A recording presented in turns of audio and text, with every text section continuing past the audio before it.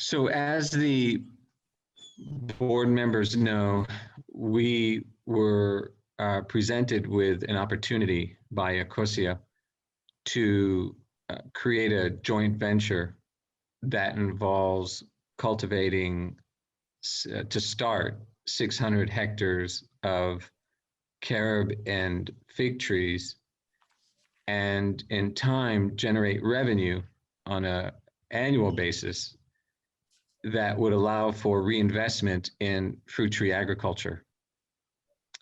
Both organizations, as you know, are dedicated to fruit tree planting.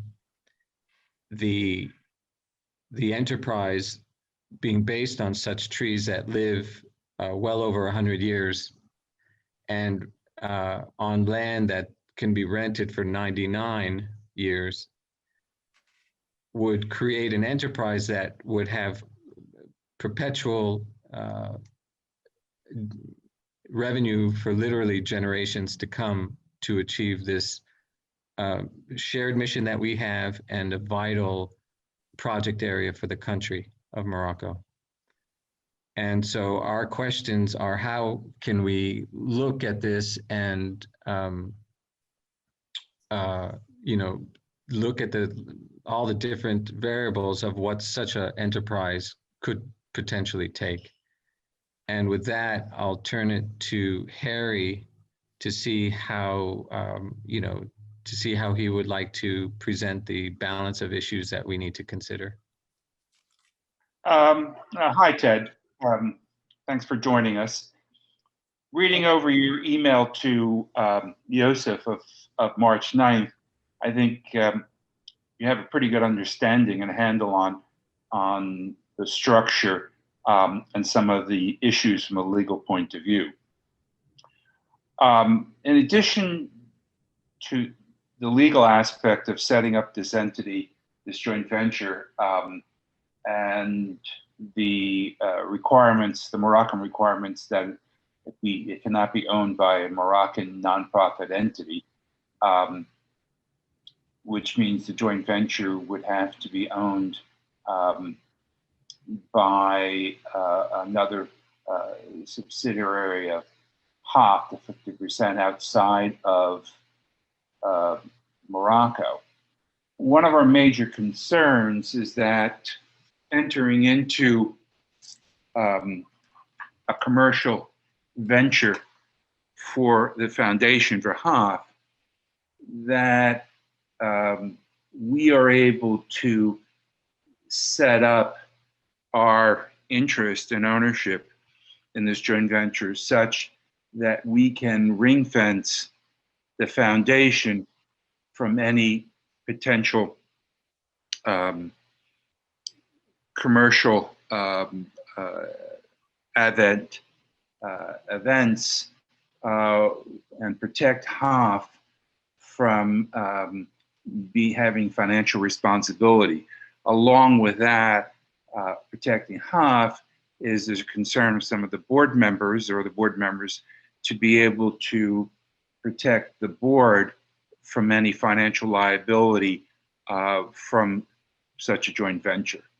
I think that's pretty much in a nutshell, in addition to what your understanding is of how we need to set up this joint venture.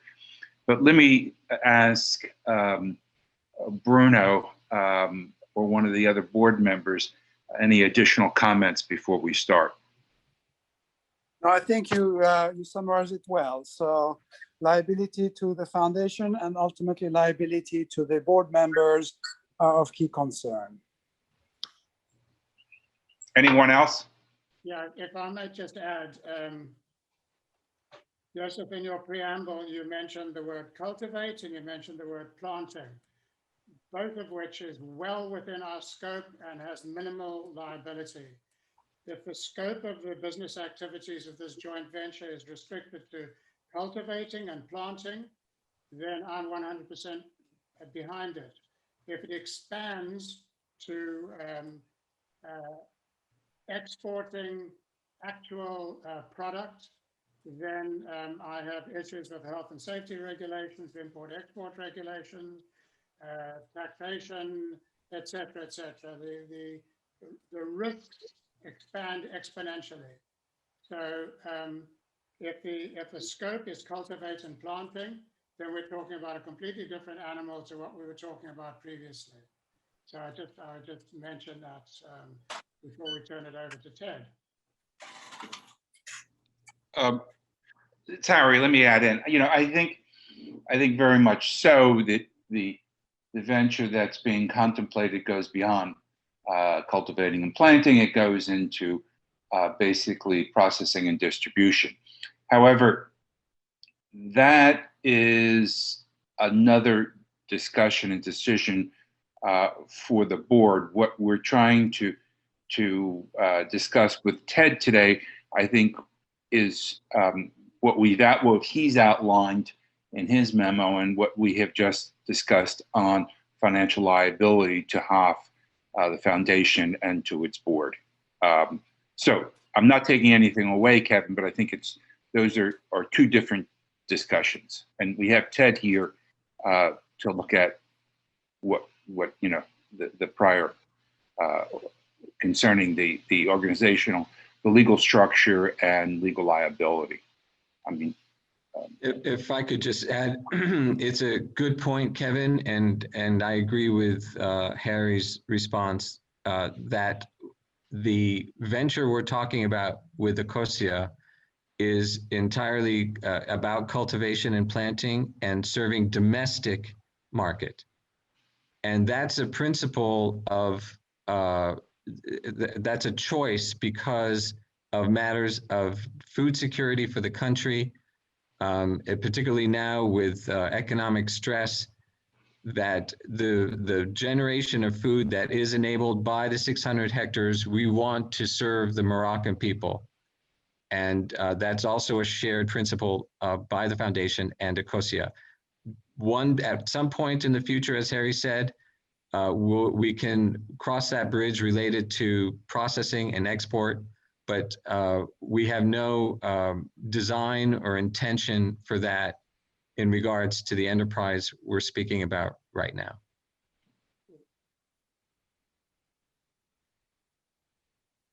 And I just say, Ted came in from Norton Rose. Your service allows us to really, in a sense, consider this and potentially proceed if we do. And just know that we're eager to meet you. We're eager to hear your thoughts, and we're grateful for the consideration that you've given us. If in everything you've heard, Ted, please respond in any way you wish.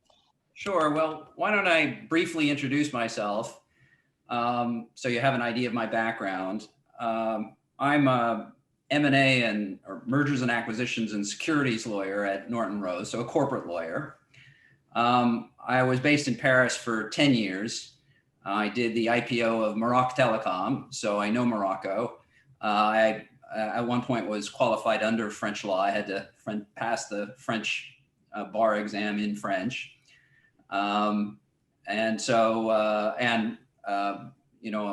Most of my career has been focused on cross-border transactions. This kind of is right up my alley, so to speak.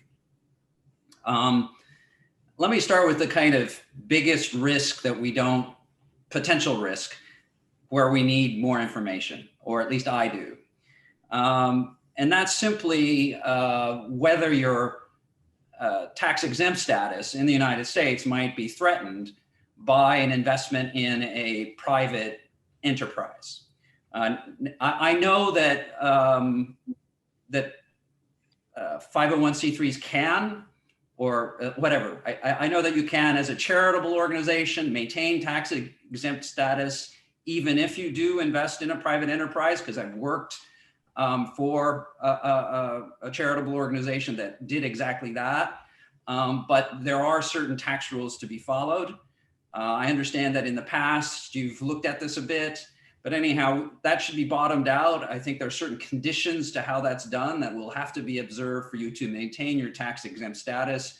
I haven't looked at those, and I discussed with Joseph, and probably the next step on that issue is to see what your tax and financial accountant says about them and what those conditions are. So that's something you should look at and understand. There's probably a satisfactory answer for you, but it's something you'll want to manage, because you would not want to see your tax exempt status lost. That could even maybe have consequences for how your own personal contributions to the 501c3 are treated. So putting that issue aside, there's the question of liability for the acts of, I guess we'll call it Moresco, the Moroccan entity that will be set up to engage in the planting of the trees and their cultivation. And so I think the point of departure in understanding that is to recognize that the whole reason for the existence of the corporate form is to protect people from liability. So historically, corporations were set up so that people could limit their liability for venture to their investment in a venture. That's what a corporation is for, is to assure you that you put money into a corporation and the only money you have at risk is that money in the corporation. And so by setting up, or I understand you actually already have a corporation set up, but by having the 501c3 invest through a corporate vehicle into another corporate vehicle in Morocco, you're getting a lot of protection. The liability of half should be limited to the amount of its investment in the New York holding vehicle, the New York corporation that will hold the equity interest in Moresco. So you get a lot of protection from that. What you really have then is a structure, let me just reiterate, and let me start from the top, just to be very clear about it. You have half the 501c3 at the top. You have a New York corporation in the middle. You already have one. You've already set one up in the past. We could probably just use that. And then below, you have Moresco. Moresco is a corporation under Moroccan law. The intermediate vehicle is a corporation under New York law. You have two corporations shielding liability of half, the 501c3, and limiting its liability to the amount of its investment. First in the New York corporation, and then in the Moroccan entity. By interposing the New York corporation, you can also assure that decisions, key decisions about Moresco are made in New York by the board of that New York corporation. And so you can be assured that the liability rules governing the board members will be New York rules. So how do we manage this? What we do is we have, at the level of Moresco, the Moroccan entity, a list of decisions, strategic decisions that only shareholders can make. So you say, in general, the Moresco entity is free to run its business, but for these strategic decisions, the board has to, well, not really the board, the shareholders have to decide these decisions. The shareholder is the New York corporation. The board of that New York corporation makes decisions about those strategic matters. The way it makes those decisions, the liability for those decisions is because it's a New York shareholder, regulated and governed by New York law. What does New York law say about liability in this instance? To simplify it, it says you just need to be well informed and go through a good process when you make decisions. And if you're well informed and go through a good process when you make decisions, you should be protected.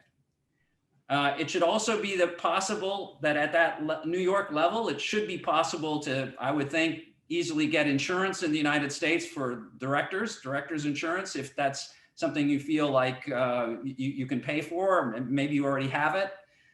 And so you have kind of those various protections in your structure, from liability, both personal and liability of the 501c3. You know, I know a little bit about French law, and I do know that Moroccan law is pretty close to French law. So I can say a little bit about probably what the liability analysis is for Moresco. First, there isn't, in most circumstances, the corporate form under French law works like it does under US law, and directors or participants in a corporate venture in France or Morocco are generally protected. The area where you would start to question whether you're protected, where there may be differences between French law and US law, is if the entity gets close to bankruptcy or is going bankrupt. That's when you would worry. That's when your protections may be less than they might be in the United States, or at least surprising as compared to what you might experience in the United States. In the structure I'm talking about, you should be protected from that risk. Your decisions are made in New York, at a New York level, under New York law. Somebody to go after you would have to go after you in New York. They'd have to go to a New York court, and the New York court, I think, would apply New York law. So in this structure, you'll need at the level of Moresco, you'll need at the level of Moresco a set of rules saying these matters are decided by the shareholders. The other thing that that is part of this structure is you'll have a general manager, maybe a president, but some executive at the Moresco level who is responsible for running Moresco, the Moroccan entity. And that individual will have some liability exposure, although again, Morocco is not so foreign. You know, the corporate form does pretty much probably work in Morocco like it does elsewhere, like it does in France. And ordinarily that executive in Morocco would still have the protections that executives normally have when they engage in corporate acts. So there you go. I think I'm happy to answer questions, but that's, I think, the structure that we would envisage, and that's a perspective on the liability risk. One question, Ted. Ecosia, their 50% ownership, you're envisioning that comes in the Moroccan entity at Moresco? Yeah, so a very good question. And so let me set that aside a bit and say that's going to be a very important issue in this whole structuring. It'll be a little bit independent of the issue of the analysis of liability risk, but getting this up and running will involve that issue. When I talked to Joseph, he had a very good simplifying idea. He said, why doesn't HAF, or the New York corporate subsidiary of HAF, why doesn't it own 51%? So that if there's ever a dispute or an issue where the parties are at odds, HAF decides how that dispute is resolved. And if you have that, then you can avoid a lot of tricky questions associated with the joint venture. When you're doing a joint venture, you always have this question: what if the parties disagree? How do you resolve this disagreement? And you'd be amazed at how complicated the answers to that question can be. So if you kind of, as a default, say HAF wins in the case of a disagreement, then you have a pretty simple structure. And in that structure, I think you'd also be comfortable with Ecosia owning directly in the Moroccan vehicle. And what you probably want is a shareholders agreement between you and Ecosia, in which you would agree to always consult with Ecosia before any shareholder vote is taken. You might even agree to certain procedures for a shareholder vote to ensure that nothing is ever rushed through.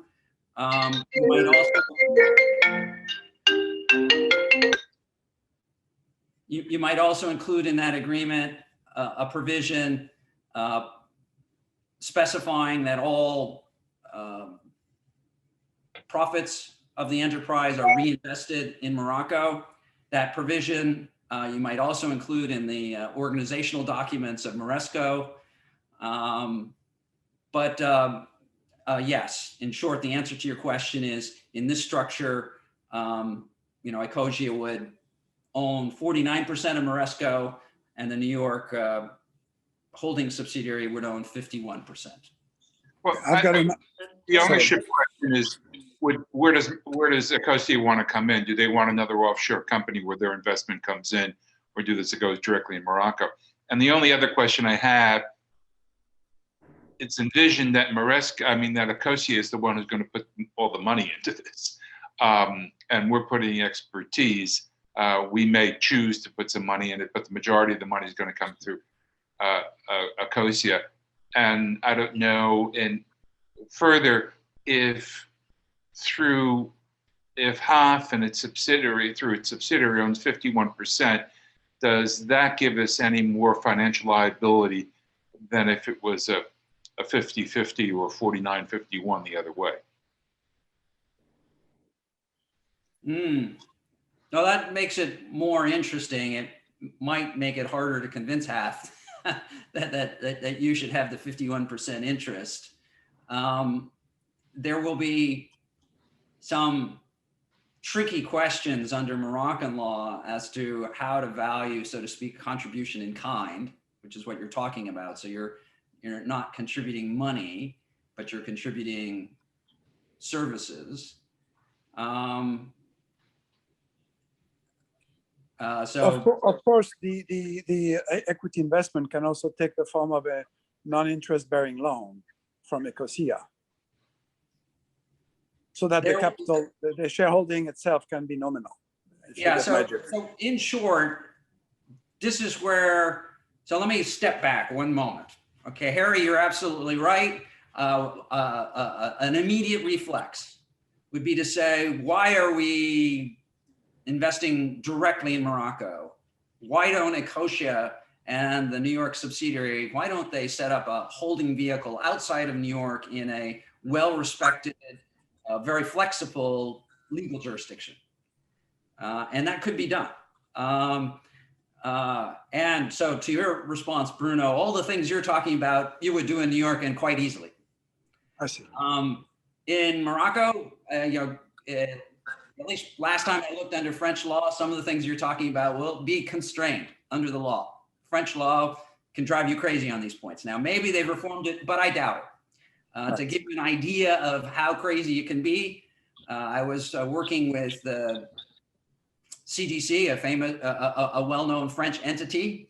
And when we were structuring a joint venture, they got so fed up with French law considerations, we moved to the Jersey Islands to get English law, to get flexibility. And so even the French were going crazy with the restrictions under French law. So there will be, some of these things you're talking about will be possible, but there will be limitations on them, and the way you implement them could be complicated.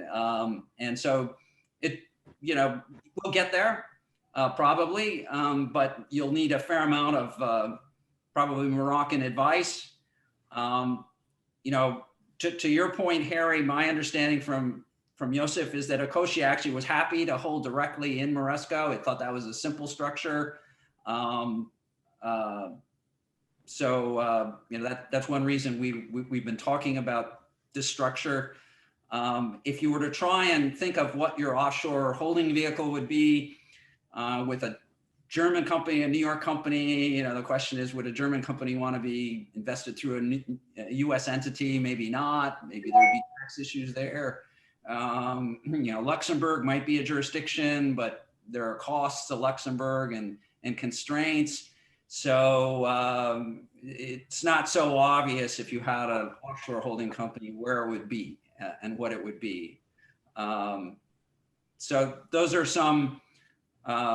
So it sounds like I think the thing that you'll want as a next step then is to get some Moroccan law advice, and I'm happy to kind of work with somebody who knows Moroccan law on this question of how do you conceive of the equity interests if one party is mostly a financial investor and the other is kind of contributing money and expertise.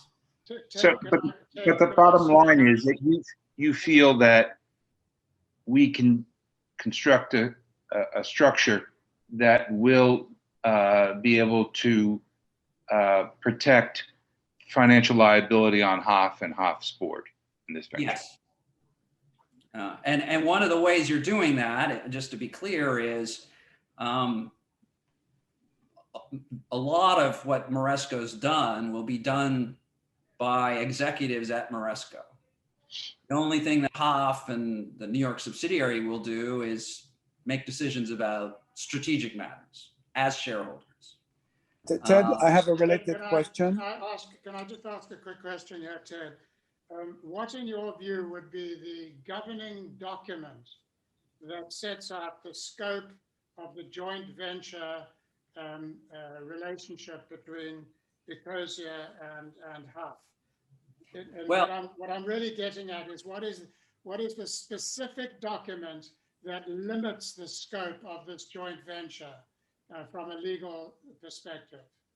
Right. So the reason I loved Yosef's idea, and who knows if it'll really fly, that HOF owns 51%, is then that governing document can be very simple because you can just be comfortable. If there's a disagreement, we win. And that key rule for you would be embodied in the organizational documents of Moresco, which would say that, you know, on almost any matter, a 51% vote decides the matter. There will be, under French law, probably certain matters where 51% vote will not decide the matter, maybe a capital increase or some other items. New shareholder, we'd have to look at what those are, but you probably could get comfortable that on certain matters you'd need unanimous consent. So that would then, you know, your governing document, so to speak, would be the organizational documents, because the rule governing the joint venture is a very simple one. You win. If it's not so simple, then you would have a shareholders agreement between you and Ecosia, setting forth the rules governing the joint venture. Ted, what I'm getting at is just from a legal point of view. I'm not talking about the day-to-day decisions that are going to be made, because some decisions can be made very quickly and the board only finds out about them at a later date. I'm talking about the document that actually governs the legal scope of the joint venture. In other words, we can say, let's just for argument's sake say that the initial exercise is the cultivation and the planting. Is there a document that the board can agree to, which actually specifies the full extent and puts parameters around what can be done by the joint venture? If they go beyond that, that's an illegal act. That without having to go to the board for specific decisions, which obviously will happen.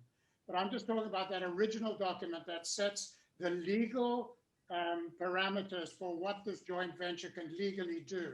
It can be changed later on when we get into when this becomes mature and we start creating an environment where this product can be sold and distributed within Morocco. But that's not going to happen for some considerable time. So I'm asking a very specific question. Can we create a legal document which sets the legally permitted parameters of what this joint venture is allowed to do? So in the structure we're talking about, and maybe in any structure, on this latter point, any structure, I'd have to think further, but certainly in many structures, that document will have to be the articles of incorporation, les statuts of the Moroccan legal entity.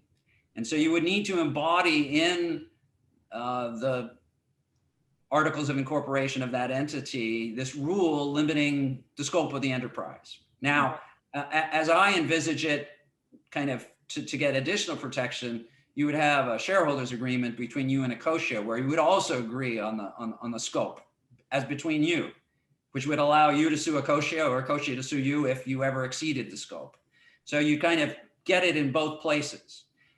The organizational, the articles of incorporation, les statuts of the Moroccan legal entity would also need to have that list of rules as to what matters get decided by shareholders, the so to speak strategic matters. What matters can't be taken by the president of the Moroccan entity, the day-to-day, what are not day-to-day operations and need to be decided by the shareholders. That kind of structure is a little bit similar to the division you would see ordinarily between a board and an executive.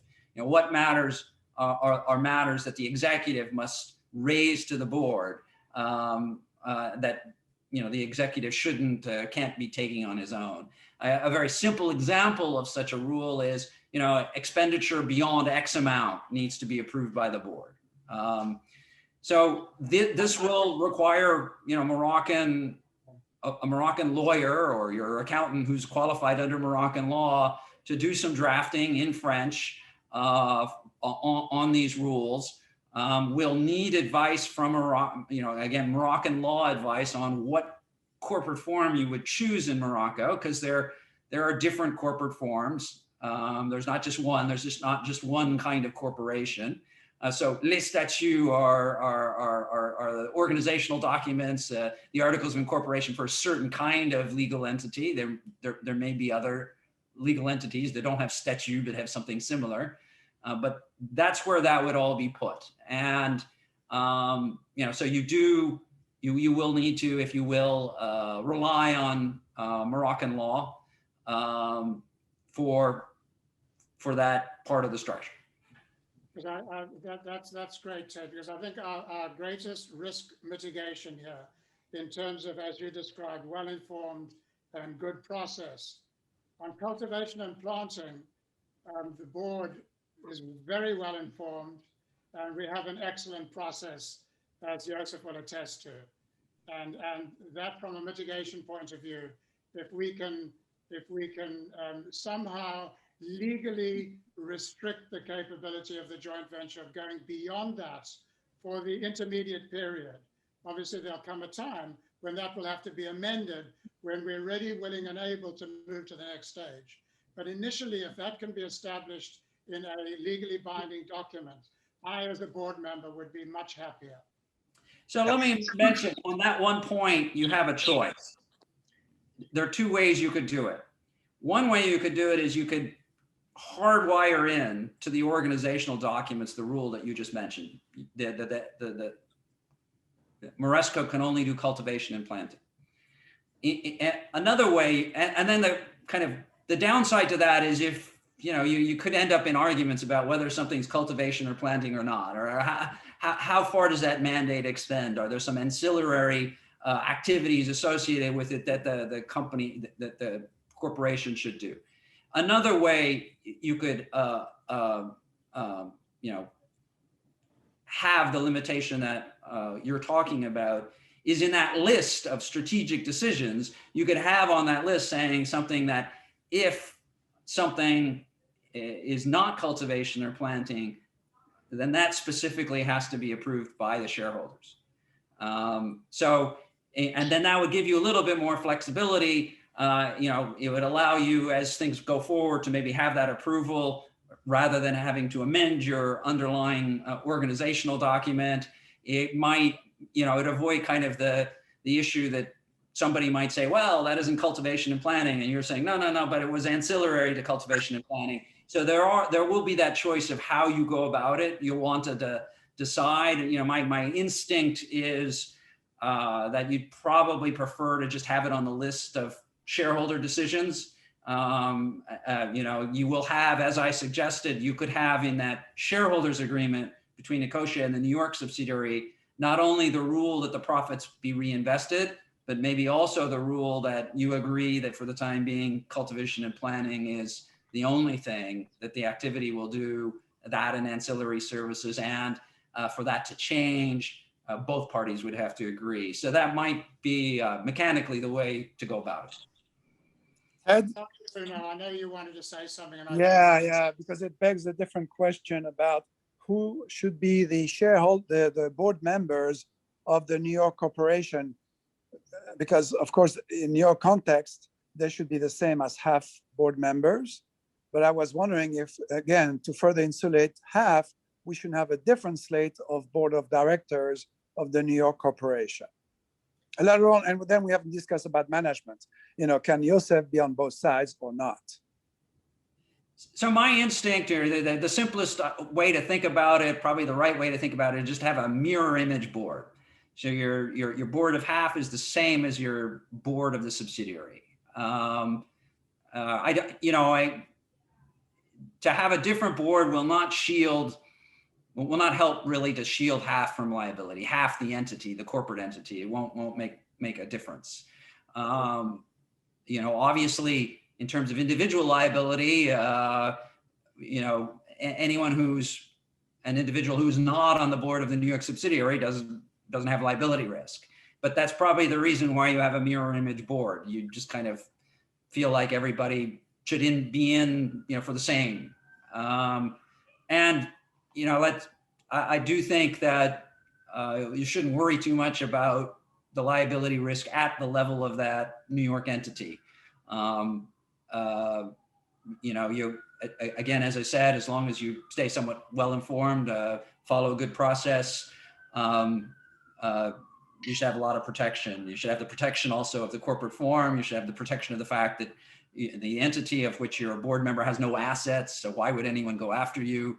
So that would be my instinct on how to do it. But you're right. You could, for example, have a subcommittee of half's board that would be the board of the New York subsidiary. You know, the other point maybe to mention is probably what you would like to avoid maybe is you kind of don't want decisions of the New York subsidiary being pushed up to half. Mm-hmm. You'd rather that those be made at the New York subsidiary level rather than at the half level. So if it's a subcommittee of the board of half at the New York subsidiary level, maybe that's not so good because it's starting to push the decisions up to half, which you'd probably avoid, which would, you know, push the liability risk, however slight, up to half. More importantly, maybe the tax risk a little bit up to half. So you'd probably rather just have it all the same board at the New York subsidiary level.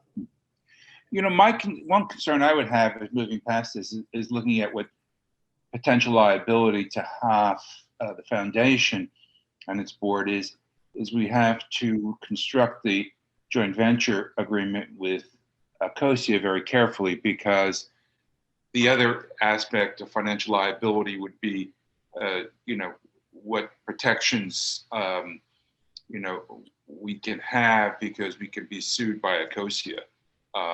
So that's something down the line that we'd have to be careful with how that's crafted. You know, in any structure, you're going to have this problem that you're in a joint venture with a COSIA. I understand. So. You're absolutely right. Joint ventures are tricky. They're hairy. It may be a pipe dream to think that you could get the very simplifying rule that Joseph mentioned. You own 51%. And you know, the problem in a joint venture, if you talk to a lawyer, is a lawyer can imagine all sorts of bad things that happen. And you know, we're kind of like, you know, do pandemics happen? Yes, lawyers, you know, will include that in the drafting. How likely? Well, even if it's unlikely, they can happen. So you talk to us and we can tell you all the things that can go wrong. And fundamentally, those things that go wrong is there's a major disagreement between the joint venture partners, and then what do you do? Yeah, and resolving those issues, there are no very obvious compromises. So yes, there's a whole exercise of what is that joint venture arrangement and how elaborate is it? And, if you could get away with, well, in the case of disagreements, mostly we decide, that would be awesome. It would just simplify some very hairy issues. So let me give you an example of just one hairy issue that I've already discussed with Joseph. So at Moresco, there'll be, in the latest structure that I saw that Joseph sent, a president and a general manager, possibly both. Under French law, actually, my guess is it's that the president is kind of like the king. It's a very, at least under some constructs for corporate entities in France, there's a kind of almost royalistic idea that there's one person who has absolute power. So if that president probably is the executive, and the major kind of controlling person of the Moroccan entity. Key question will be, well, what rights do the shareholders have to replace that individual? What rights do they have to, do they have rights to kind of say, we don't like the way they're performing and replace them in that instance? Do they have rights if that person gets hit by a bus to choose someone else? Think about it. One problem you may have is that without that entity, nothing works. Without that person, nothing works. So it's, if there's a disagreement and one party is being particularly obnoxious, it could just kind of try and block a decision, and then your entity is frozen in the kind of frozen until it has that person. So that's just an example of, and there are all sorts of great.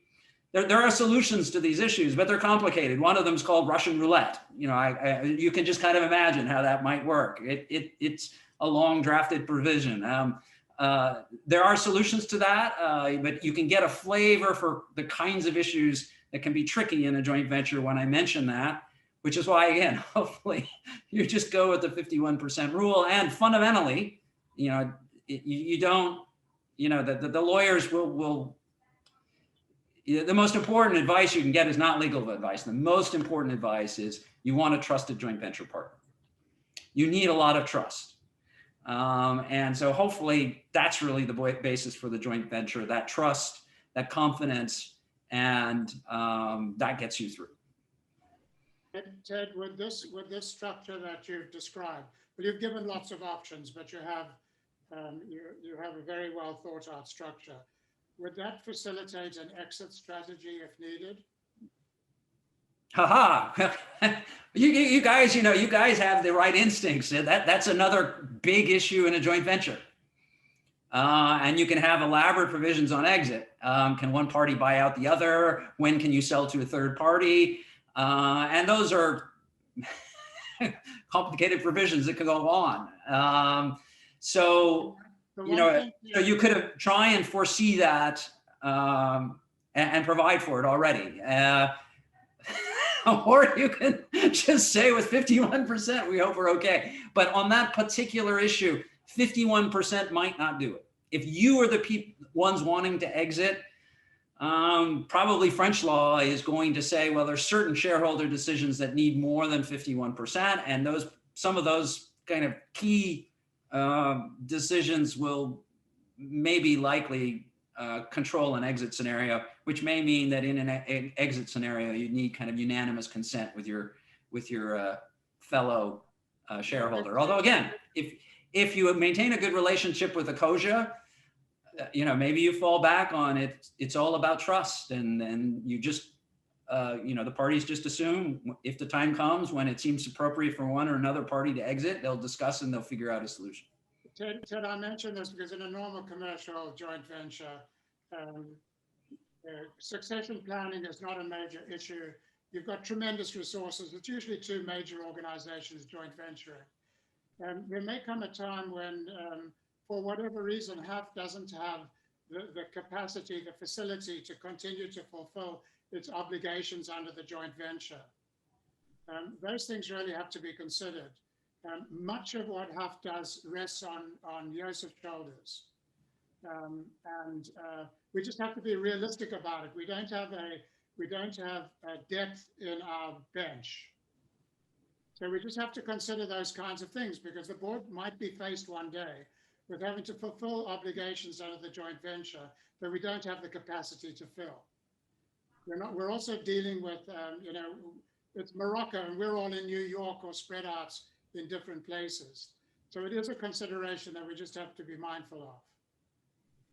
So the only, we could explore that further. One thing that I'd like to emphasize is, and it's a huge problem with a joint venture. It's very hard in the circumstances of today to look forward even 5 years, 3 years, and predict what kind of issues you encounter and what will be the right rule for resolving those issues. And so the issue you mentioned in particular, it's very hard to kind of come up with, there probably are rules that you could come up with, but it could be very, very difficult today to kind of have a rule that you feel would really work 5 years from now in the circumstances of that time. There are possible solutions, but any of the legal rules will be limited by that complication. That the world just changes and evolves, and the actual circumstances when you need to address the issue you've raised could be quite important, and those circumstances could dictate really what the right and best answer is to the issue.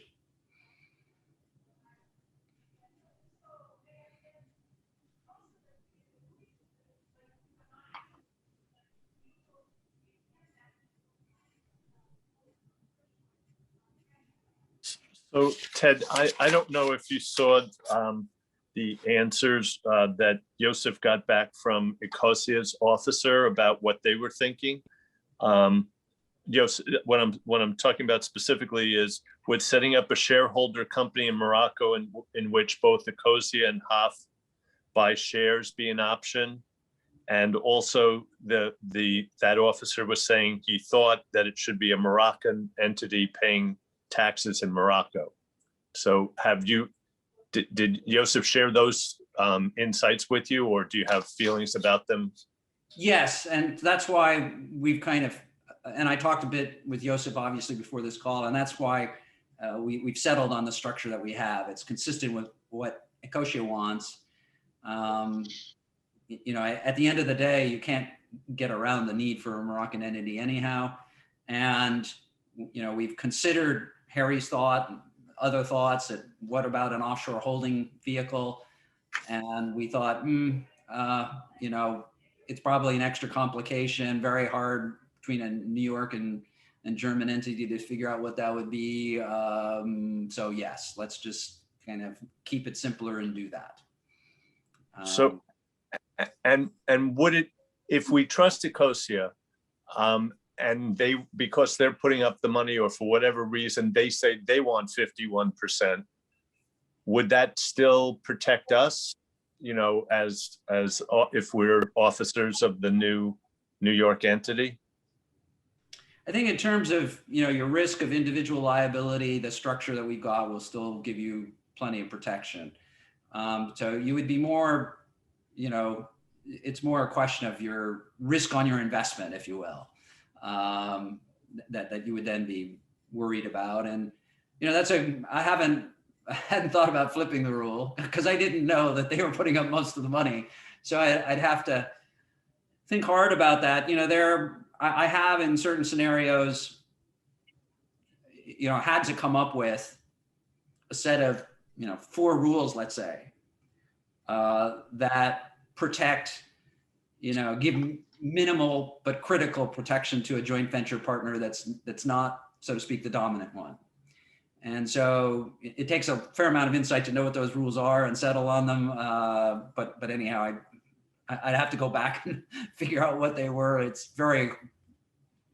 takes a lot of thought to figure those out, but probably, you could agree to 51% with, some basic protections. It might be possible. Great. And just for your information, we do have a D&O liability insurance policy on the HAF board. So I assume we would get it on the, if we did what you suggest and mirrored the same board for the HOF sub entity, the commercial venture, I assume we would get a D&O liability insurance policy for us there. That's right. You would extend it there. And so the main issue will be, what do you do for the person in Morocco running this thing?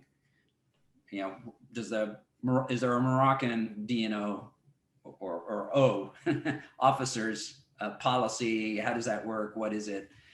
But for the board, that all should work. And you would want to make sure that you check your policy and it does apply and gets extended, and you have a conversation with your insurance broker and make sure that all works. But yes, that should all work. And I don't know if you're aware, but there's also, in addition to HOF New York, which is us, or HOF USA, there's also a HOF Moroccan organization that we are not the board members of.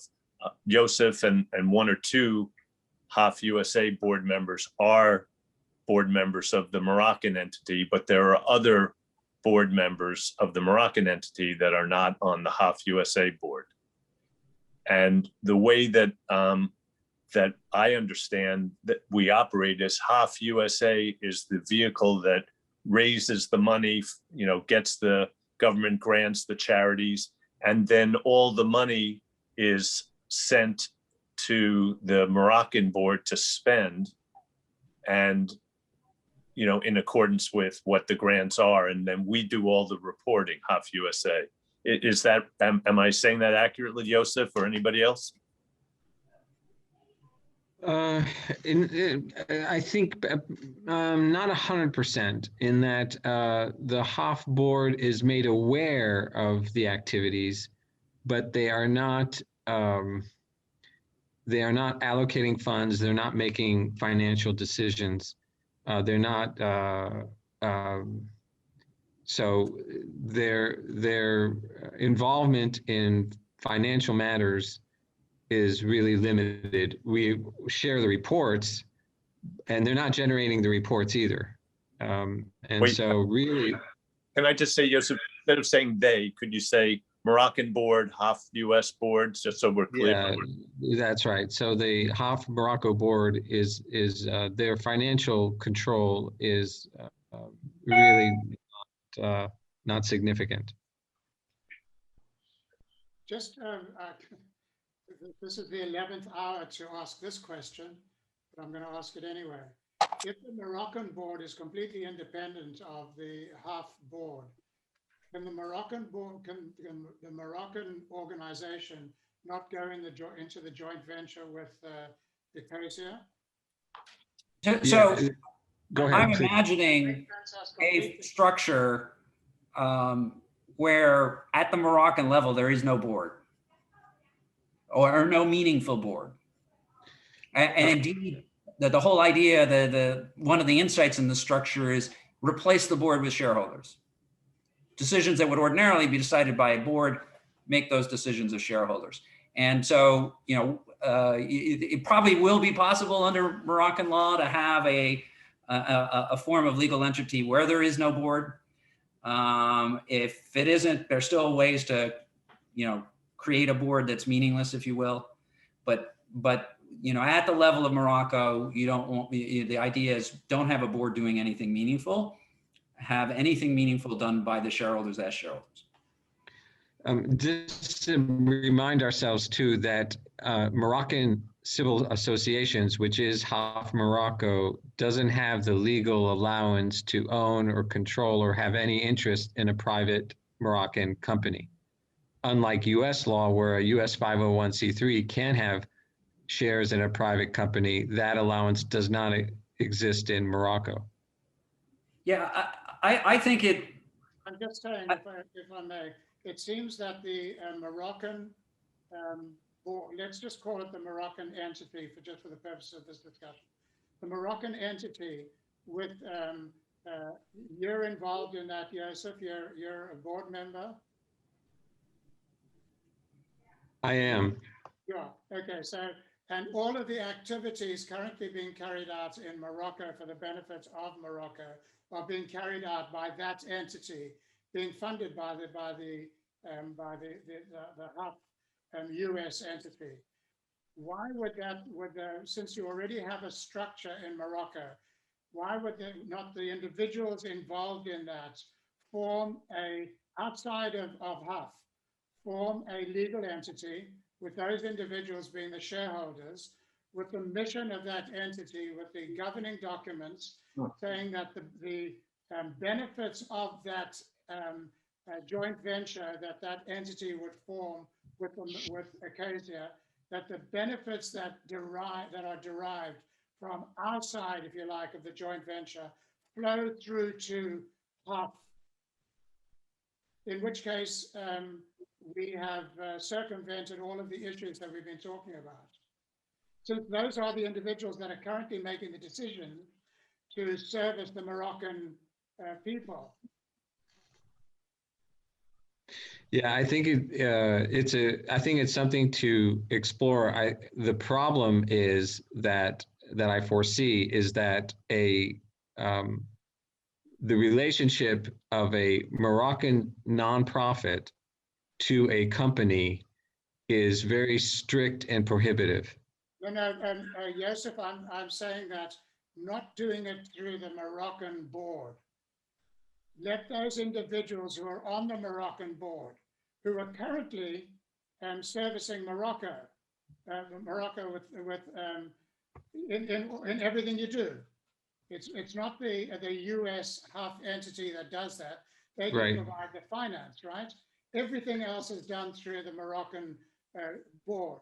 So why don't those individuals on the Moroccan board, outside of HUF, form a commercial entity, be the shareholders that go into the joint venture with Acacia, but the governing documents specify that the financial rewards that come out of that joint venture on our side flow to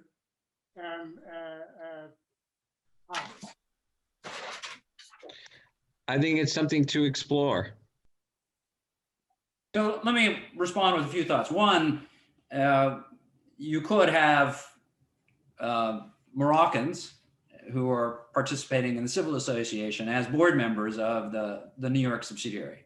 So, maybe you don't want that, the board of the New York subsidiary to mirror the board of HAF, or you want some mix of Moroccans with the members of the HAF board. So that's one possibility. I guess what you're suggesting, Kevin, is since HAF isn't really contributing much money, then maybe doesn't even really need. I think that the issue that you're raising is how can HAF be a shareholder if it isn't making a contribution? And so if you're saying, well, no, actually, Ecosia, the Moroccan entity, Moresco, will have individual shareholders and Ecosia, then the question is, well, what is HAF's interest and how much is it and how much control and influence does it have if it's not a major shareholder?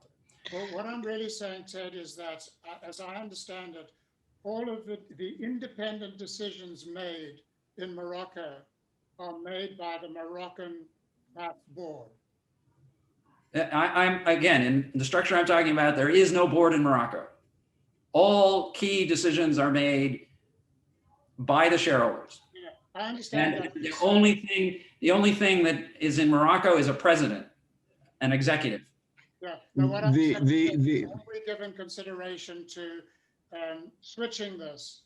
Because as I didn't fully understand until recently that all of the decisions made outside of the joint venture, currently in the HUF organization, all of the decisions made as to what HUF does in Morocco are made by the Moroccan board, funded by the US board.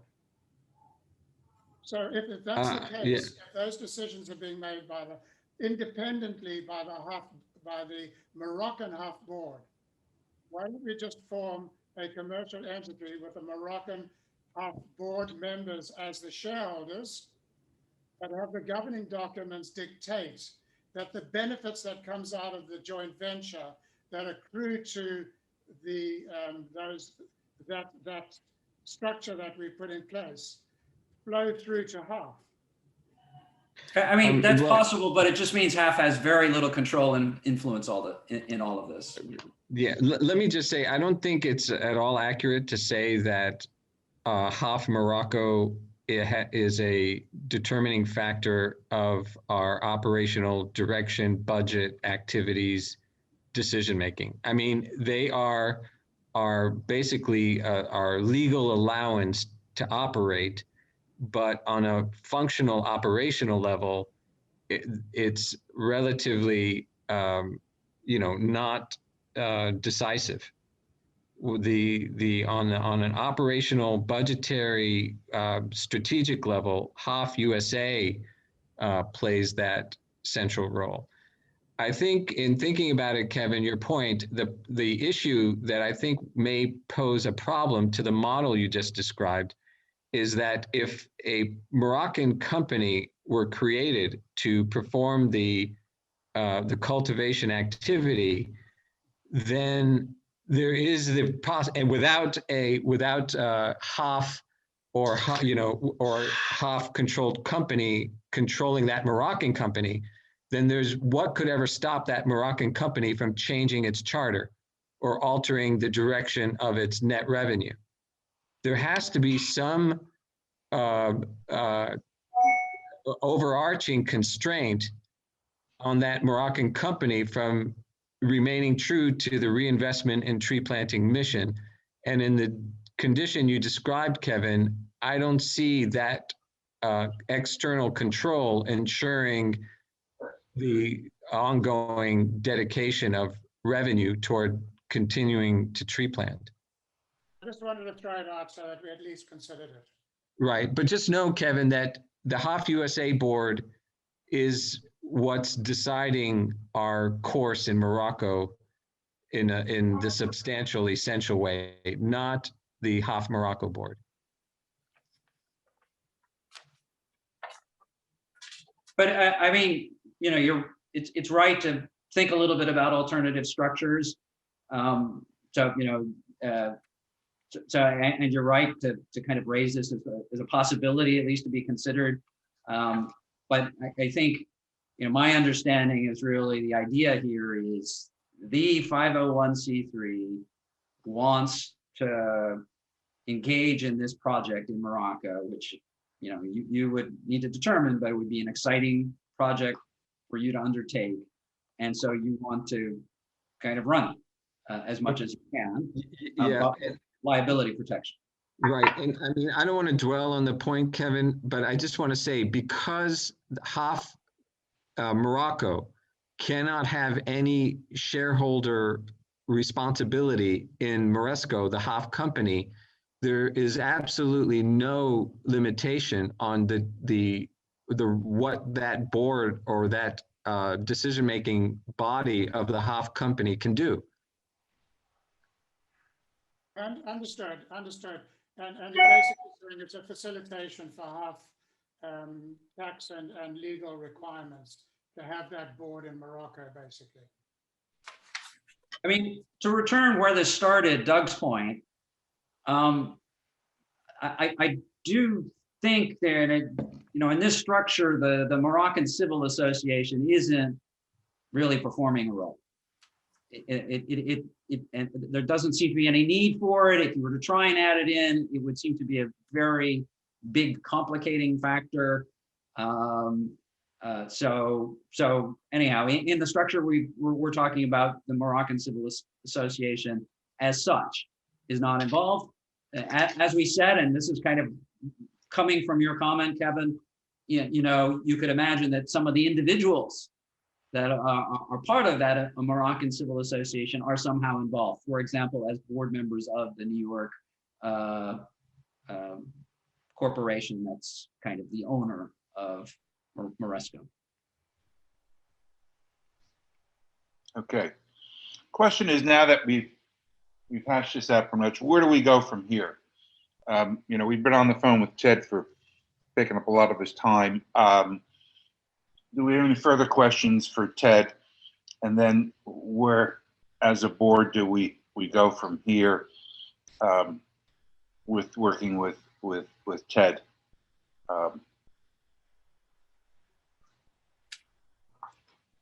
Comments? I would like. What do you recommend, Ted? I can suggest a few next steps. Probably the critical one is to explore further with Ecosia what you think your deal with them will be, and whether that 51% rule will work, or how they're thinking about that. Yeah. Get a little bit more color around that. Related to that, maybe, you know, we need to engage, and I'm happy to work with you to engage with someone who knows more about Moroccan law. So we need to get them on board and engage. And there's this key question of, if you're kind of making, so to speak, a contribution in kind, how might that work under Moroccan law? How might that be effective? That also, maybe you want to do that first because you want that to inform your discussion with the coach. So we need that Moroccan law element.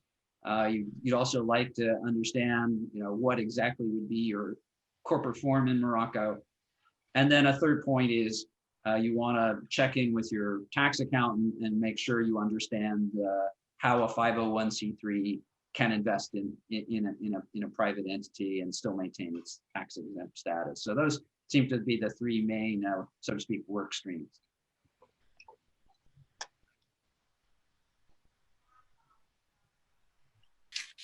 From my perspective, I think the most critical thing is that the drafting of the joint venture agreement and sort of ring fencing the scope of at least the initial enterprise, leaving some flexibility, as you said, Ted, to expand that as we go along. Because I feel very confident as a board we can deal with the cultivation and the planting, not so much when we get to the processing and the marketing. That's a whole different ball game with all sorts of health and safety implications and things that the board currently is not properly structured to deal with. You know, how does the board feel about, I mean, simply selling the product raw, which I think is viable, and, you know, I'm not sure there's an intent to do anything beyond that. Could we fit within a scope, cultivation and sale of raw product? Well, my issue there, Joseph, is I don't know enough about Moroccan law, but doing that in the United States and a kid in Idaho chokes on something, we're all in trouble, and regardless of all the structures that we put in place. So in Moroccan law, that might be quite different. And as Ted rightly says, we do need some insight from a Moroccan lawyer to deal with what the implications are of the marketing of a raw food in the country. And, you know, with the best will in the world, you know, the mission is so good, and I know what you want to do. You just want more resources to do more of the mission. And that's obvious, and we're all 100% behind that. But once you're selling foodstuff in any form, whether it's raw or it's in a bag with a proper label on it, the moment you're doing that, you're into some highly complex health and safety regulations. Perhaps in Morocco, there aren't any. I don't know that. And I'm sure Ted doesn't either. I mean, that's why he suggested that we do need some input from a Moroccan lawyer. Yeah. That's the big risk for me. Yeah. Is the marketing of a food product. Right. Well, let me just say, and that's exactly what we'll do, Kevin and Ted. But let me just say, selling raw means no packaging, no selling to the end user. It means simply selling to, you know, a wholesale, to large bulk, large quantity, to entities who then go on to process and sell to end users. Once again, yes, if we can have a legal document that limits or mitigates our legal responsibility in that transaction, that would be absolutely fine. But we want to just, okay. We don't want to be naive about the fact that food products, Ted knows this well, and I'm sure everybody else on the board knows this well, that's just such a major risk, because all it takes is one episode that can have some very severe ramifications. Okay. I think it will probably work. that if you are working with someone doing the processing and distribution, that they will bear the risk, which is what Joseph, you're saying. Yeah, I think you'll want to identify potentially who those partners are. But I think Kevin's right. You want to kind of dot that I, cross that T. You want to be Yeah. sure that they really are bearing that risk. You want to understand a little bit what that risk is for Morocco. And if you, and ordinarily you could regulate by contract that they do bear that risk. So it's a, you know, it'll be something inevitably that will come up as you start to explore how this business would work. And you know, and so my guess is that all works, but I think you're right. There's a legal element there to get a little bit more learning on. And I would just say, I've appeared to be very negative on this call. And Ted, I love your structure. I think it's excellent, and I think it does give us a lot of protection. And Joseph, in terms of moving from sort of full-scale processing and marketing to wholesaling in bulk to an entity that does that exercise, and making sure that our contractual relationship with that entity minimizes or mitigates our risk, I'm all in favor of that as well. So I'm very positive about this. I just wanted to get all of the exposures that I think we might have out on the table so that we can all discuss them. Thank you, Kevin. Are there any other thoughts from any other colleague that we'd like to share? Yeah, I just had one confirmation. I need one confirmation from Ted, and that is that. Well, Joseph, with that, Ted, No. there are a number of next steps that we've defined together. I have one more and question. I look forward to remaining. Go ahead. I have one more question to Ted. Can you confirm that Joseph can be both the president of HAF and the CEO of this venture, and that you don't see any conflict? No, I don't see a conflict. Let me give it a little bit more thought, but certainly in the United States, president and CEO, chairman and CEO, chairman of the board and CEO is a very, very common structure. So in principle, I don't see an issue with that. And there probably are maybe even some advantages. Let me give it a little bit more thought.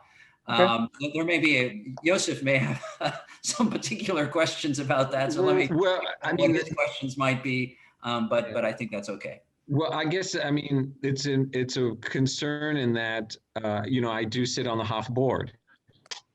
And so having a person that's directly responsible for the Moroccan company, having a seat on the HAF board, that's a direct link. And does that give any exposure to the board, to, and to any entity, individual along the way? No, I don't think it'll expose anyone else. I think the main thing to look out, everyone should look out for this, is that if there are true conflicts between any board member and the corporate interests, then those fall outside of this rule that all you need is a good process, a well-informed process, and there start to be stricter rules that apply in that circumstance. So, you could maybe imagine if you were earning a salary, let's say, for your role at Morocco, there would be concerns about you deciding on your salary at the board level, for example. So there may be issues that would come up where it's a pretty obvious conflict of interest between you and your role, let's say, as president of Morocco and your role as a board member. And you would just want a process to ensure that you aren't deciding those alone, that independent, neutral board members are deciding that. So, and if there were anything else like that, you see this all the time in a 501c3.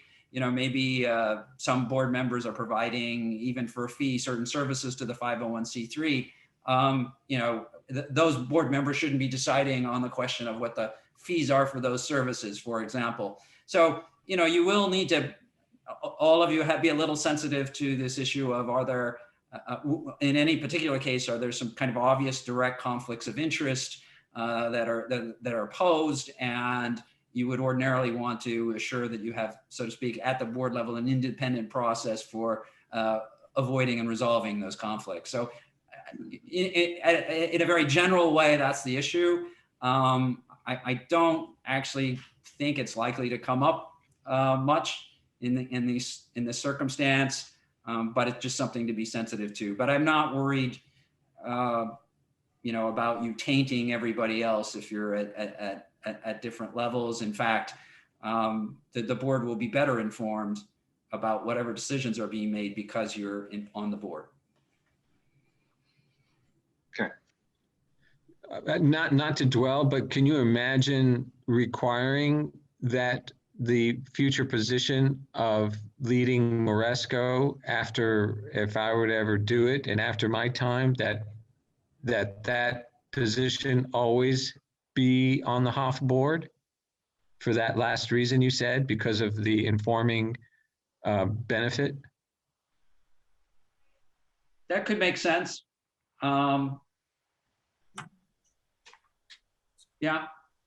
Well, I think that's even why, more importantly, if we made a decision that the executive of Moresco is not a HOF board member and is not Joseph, because how many jobs can Joseph do?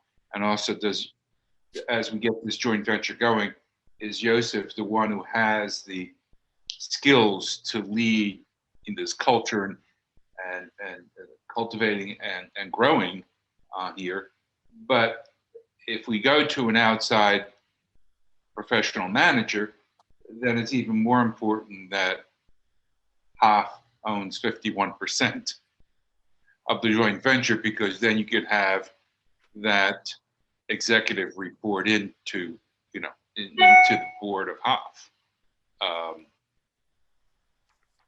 So you're right to raise that. Let me frame it as a broader issue. You will have this question, so to speak, of internal controls. Yeah. Now, what if that individual at Moresco, let's say it's not Joseph, engages in fraud, or just does something crazy? What do you do about that? What are you in control? What if they for example, enter into a contract for processing, and you don't want them entering into contracts for processing? How do you control that? Especially, how do you control that if under Moroccan law that person's kind of like the king? What are your internal controls? This is a really common interest in any business, and ordinarily your accountants will have all sorts of learning about internal controls. You have internal controls when you have in any business petty cash. What if someone's dipping into the till for the petty cash? Well, the accountants will tell you, okay, well, here are your procedures for preventing somebody from dipping into the till for petty cash. So you have this broader question of kind of what internal controls will you want in place to kind of be sure that Moresco's properly run and you're able to oversee it. But hopefully the accountants will have some guidance and thinking on that. Another example is sometimes you will have a rule that any key decision of any key contract signed by the organization needs to be signed by two people. That's for example, a European internal control. You'll have those kinds of issues that you'll want to think through a bit, but ordinarily the accountant should help you think of that in the course of what do you normally need to run a business in a responsible way. Ted, from a practical point of view, I'm quite sure that Ecosia will want a 50-50 joint venture, and there'll probably be joint executives, as you just rightly said, one from Ecosia and one from HOF. And it's most likely to be Joseph. That's the practical. Kevin, let me just say that what made me pose 51% to Ted is the fact that in a conversation with Peter, the officer at Ecosia, they asked if HOF would take 51%. And the reason is because they feel that, we're operational here. They have no physical presence in Morocco. And it's just a nod to the fact that they want us to take, managerial responsibility. I mean, the 51%, just it would be awesome. It would save a huge amount of trouble. So if you can get that, get it, because it will, just to give you an idea of how, joint ventures can cost $1 million to do. Because of all these complex issues of joint ventures.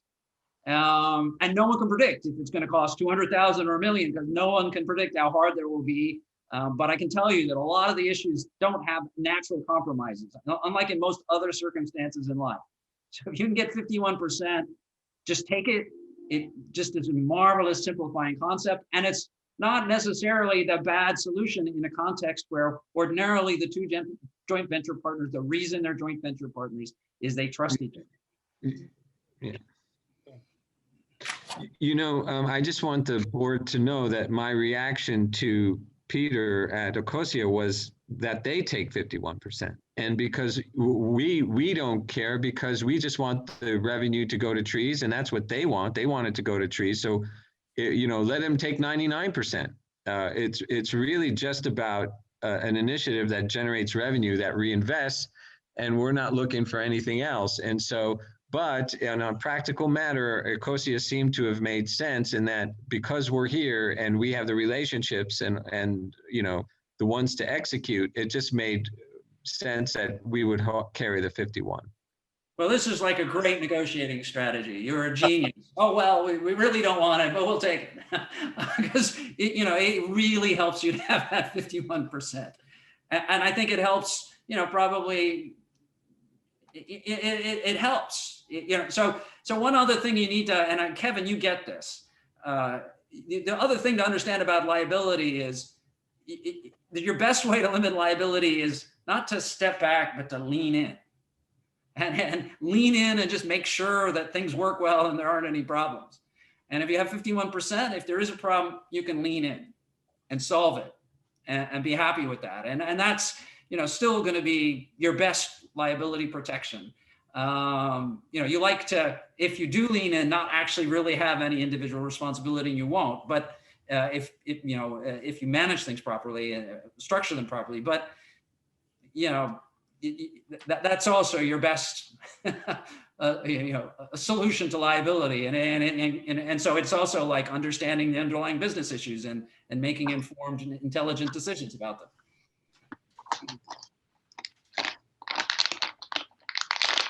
Okay, if there are no other comments from the board, then I just would like to, on behalf of everyone, extend a sincere thank you to Ted. We will follow up on the points that everyone has outlined together. We'll keep you informed, Ted, as we take steps. And if no one else would like to add anything, I just would extend a thank you again, and we look forward to communicating further. Okay. Thank you. Okay. It's fun working with you. It's a great project. It's been a Thank you pleasure. very much. Thank you. Thank you, Ted. Okay, I'll leave now. Bye-bye. Bye-bye. Be well. Bye-bye.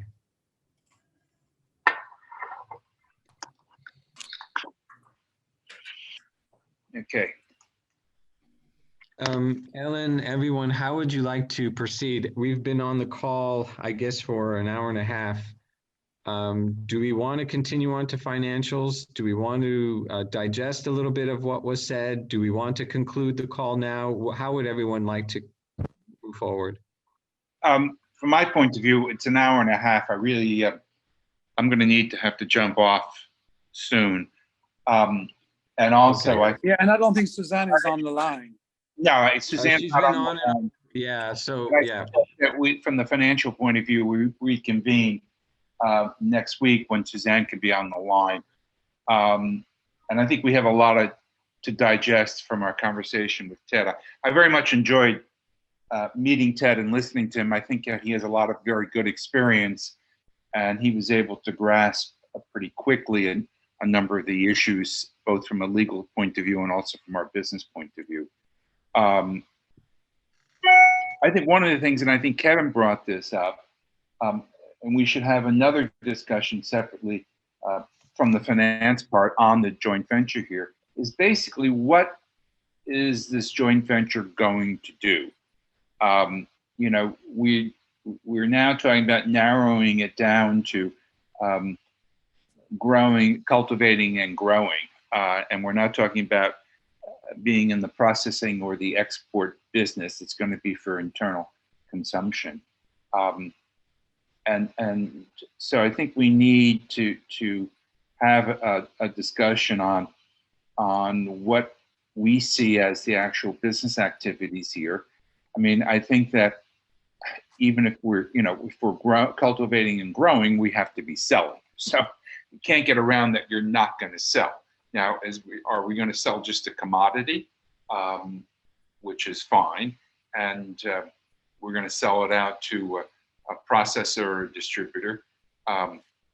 So I think that we need to come to mind on that, and then Joseph needs to sit down and have a conversation with Ecosia to address that and have a mindset between the joint venture partners, and also maybe to introduce to Ecosia some of the thoughts on a legal structure from Ted on, you know, how the ownership will come in on the Moroccan level for the joint venture partners. What do others have to say? Thoughts? I think that's right, Harry. Scope creep is something that happens in every joint venture. And that's why I think it's very important for us to get a meeting of the minds on precisely what the scope of the joint venture is going to be, and how that's governed and how we control that. That, in my mind, is possibly one of the most important aspects of it. I think I agree with you. I think Ted has a very good understanding of what we're trying to achieve, and I think his idea of what the structure should be seems to be very sound and works well. I would personally not be in favor of going to any offshore entity structure. It doesn't look good in our submissions for half a tax perspective in the United States, and I wouldn't want to be part of that. But I think we've dispensed with that. I think you're exactly right. Discussion with HUF, with Ecosia, to agree on the scope and maybe just the initial scope. And it can be a phased approach, leaving open the possibility of doing all sorts of wonderful things in the future. But for the moment, the legal agreement will be a restricted scope that's very specific, that absolutely fits in with our wheelhouse. And we're all feeling very confident that we can execute on it regardless. I'm just worried that just from, you know, and I always worry when I say this, Joseph, I worry from a succession point of view. Absent you, we are quite limited in what we can do. I mean, we'll be able to build it over time, perhaps, but to just keep everything within the scope of our capabilities with our huge experience in these areas. That's why Ecosia has come to us, not because we have any expertise in marketing raw food products, but because we have great expertise in cultivating and planting. So I'd like that to be really nailed down, to have a meeting of the minds with Ecosia, and to go into this joint venture with everybody agreeing on what the mission is. Yeah, so I think we should have another meeting, and I don't think it needs to be that long, but basically for you to think out exactly what is the mission of this joint venture of Moresco.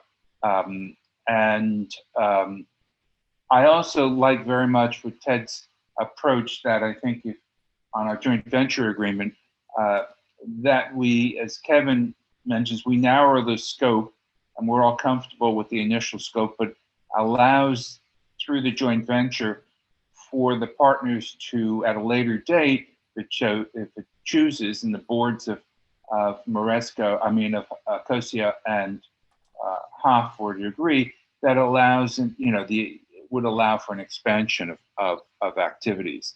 So what I would suggest is that we have two meetings. One would be set up the finance meeting, which we discussed, and two would be to have a short meeting, not that short, but have a meeting in the foreseeable future for us to agree exactly what the scope is of the joint venture, and then for Joseph then to have a meeting with Ecosia to iron that out. Does that sound reasonable? That sounds excellent. Yes. Yep. I had a question. Do we think that Suzanne or Nabil would be able to advise us about the Moroccan, tax consequences of Moresco? Because I think we can ask Nehru's firm to give us some general advice about our 501c3 liability here in HOF USA, but I don't think they're going to have the ability to advise us about Moroccan law aspects. Well, I think that's down the line. I think it's a very good point. Personally, I think we're going to have to go to Moroccan counsel, or Nabil. I don't know, if he has the expertise on taxes. But I think that's what we address after we have our next meeting to decide what the exact scope of this is. After that, the meeting between Joseph and Ecosia to iron that out, and the next step then would be to do, because we're going to have to spend some money here. We're going to have to hire Moroccan counsel, and we're going to have to and either or tax. Maybe Nabil has that capability. Okay. Yeah, I think he does, but yes, that's a second matter. Do we think that Ecosia would be willing to help pay for any of those costs for us? I was thinking, as I was talking, I would think yes, because that'd be joint venture cost. Because that's going to be the cost. That's the cost of the joint venture. It's not really HOF's direct cost. Yeah. Right. Let me just say that there's zero expectation on the part of Ecosia that will invest financially into this. Yes, if I should know the answer to this, but if I can just ask you very quickly and for a quick response. Is the Moroccan board and that structure, is that a requirement in Morocco for us to execute a mission in Morocco? Absolutely. It is a requirement. It's a requirement, okay. Because otherwise I was wondering what its purpose is. It's a requirement, okay, understood. Again, I don't want to go into too much detail, but the financials that we generate, we send to the Secretary General of the Moroccan government, and there are provincial, regional, and national reporting that we need to do, and the very financial reports that you see and that we generate, including the audit, is shared on the Moroccan side. The HOF financials, the US HOF financials are shared in Morocco. That's right. Not the tax returns, but the reports, the summary reports. All right, so how are we going to lead this? Do we, when do we have the, we can go back to Suzanne and ask her to set the time for the finance meeting, but the strategic meeting on the issues of the joint venture before we move to the discussion with Ecosia. So when do you want to think about, because I think you will lead that meeting, and when we should have that meeting, you want to send out a meeting planner and how much time you need? I can, but again, I mean, I'm at the board, the committee's discretion. I'm happy to do it when everyone can agree. I would say, momentum is helpful. I am remaining in touch with Ecosia with these steps. And so, if a week is too soon, I understand, but maybe if not next Friday, then the following one. Oh, I don't think a week is too soon. I think we should do it next week. But I also think we should make sure that the two meetings are separate. When we try to put there's separate discussions, the issues of joint venture and finance If we try to put them together again, it's not going to work. So we need two different meetings. Yeah. Well, I leave it to you whether you want to do finance before the joint venture meeting. I mean, Yeah, I think we should. Yeah, let's do that. So let's You know- try for Monday or Tuesday. I mean, let's say Tuesday or Wednesday. Huh? Let's try to do it sooner rather than later. Let's see. Well, Is we have, Wednesday? Go ahead. we have Stan on the meeting, so we got to leave it to her to make sure she can attend the finance. Okay. And it looks like personally for me, Wednesday or Thursday would work. Monday and Tuesday are not good, but I'll leave it for others. Is Wednesday the same time, 10:30 Eastern, good for everyone? Yeah, Yes. I think we're talking about doing the finance committee first. Right. Yeah, and then Yeah. I could also do the second one on Thursday if necessary. Oh, wait a minute. No, Wednesday morning, I'm sorry, is not good for me. I'm tied up from until about noon. I could make noon on Wednesday. Everyone? That's good for me. Good for me. All right, then we have to see if Suzanne can do it at that time. Okay, and then to do the terms meeting or the parameters, I'm not sure what you called it, Harry, but Well, the yeah. vote meeting for the venture, do we want to do that Thursday or Friday? I could do it, personally, I could do it Thursday or Friday. Yeah, Friday would be better for me, please. Friday's better for me. Do we want to say noon again or 10:30 a.m.? I prefer 10:30 on Friday if we could. I cannot do Friday. All right. I'm out Friday. All right, how about the following Monday then, or Tuesday? I'm open. That would work. I could do noon on Tuesday, or I could do 10:30 on Monday. I can do 10:30 on Monday. Yeah, that would work. So can I. Are we talking Monday the 29th? Yes. Yeah. Yes. I can do noon on Monday the 29th. Okay, does that work for you, Joseph? Yeah, it's fine. So just to repeat, this coming Wednesday at noon, we're going to do the finance meeting, and then Monday, the 29th at noon, we're going to do the scope. I'm so sorry. I can't do Monday at noon. I must have said the wrong thing. I could do 10:30 on Monday or 2 on Monday. Let's do 10:30 if we could. You said 10:30 is good. 10:30 is okay for me. 10:30 Monday. Okay. Great. Thank So you. do you want to send those out then? Okay, so 10:30 on Monday, the 29th, and noon this Wednesday. Yes. Yeah. Okay, We just have to make sure Suzanne can get it. okay, I'll do that. And we'll send out the invite on our side from the Okay. house side. Okay, Very good. Thanks a Okay. lot. Guys. thank you, Thank you. everyone. Take care. Thank you, everybody. Bye, Thank you. everybody. Bye-bye. Bye-bye. Bye. Bye.